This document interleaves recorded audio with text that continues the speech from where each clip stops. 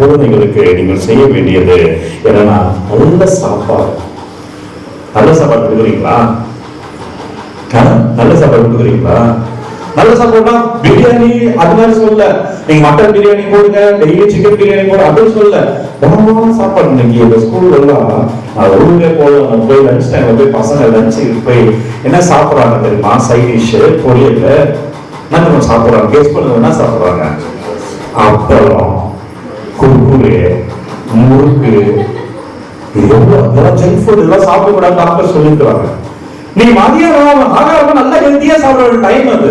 அந்த நேரத்துல நீ சமைக்கிறதுக்கு கஷ்டப்பட்டுக்கிட்டு, நீ காசு போய் காய்கறி வாங்கி சுவையா செய்யறதுக்கு கஷ்டப்பட்டுக்கிட்டு, ஒரு 10 ரூபா லேஸ் பாக்கெட் வாங்கி கொடுத்தாரு. சாமி போன வாரம் ஒரு குழந்தை செத்துச்சு தெரியுமா?